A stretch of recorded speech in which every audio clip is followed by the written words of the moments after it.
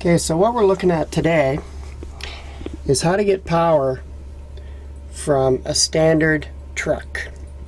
And what we have here, what I've done with this is for demonstration purposes, by the way. This is not a real truck and should not be used on a layout because it has plastic wheels. But I threw this together real quick just to demonstrate for Gail how to make this go. What you've got is a standard plastic truck with a hole drilled through the crossbar, and there's a piece of brass or something like that. Brass is probably good because it will bend only a little bit, and there's a wire soldered to it. And what happens is that the bar rubs on the axles, so one wheel set is picking up from the left rail, one wheel set's picking up from the right rail, and the piece of brass is just crazy glued into the truck. That way you can change it if it ever wears out or whatever. The bar only needs to touch the axles, it doesn't need to grind on them, and it'll work.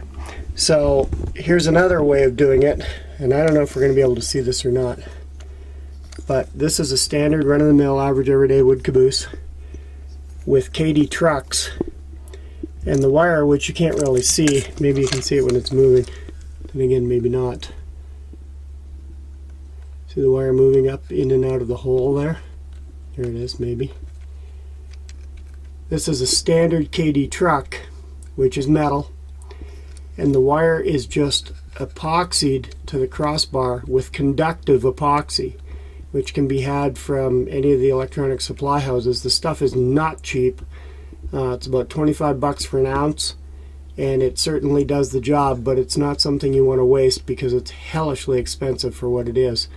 And they either call it silver epoxy or conductive epoxy, but it does the same thing. So the wire is just epoxied to the truck, and the entire truck is hot. And again, the same thing, the wheel sets, one wheel is insulated and one wheel is not. And she picks up power from one side and picks up power from the other side. And that way you can use the power to light your little marker lights. There it is there. And what's actually going on in this one is one step further. There's a pick chip in there, and there's a reed switch up in the roof of the body, and you can turn the marker lights on and off with the reed switch. The other one has a function-only decoder in it, which is what this one's going to get at some point in time. So there's the simplest way on the planet to pick up power from a regular run-of-the-mill truck. It does work. It's pretty straightforward. It's pretty simple. You do need metal wheels. This one obviously won't work because it has plastic wheels and it's for demonstration purposes.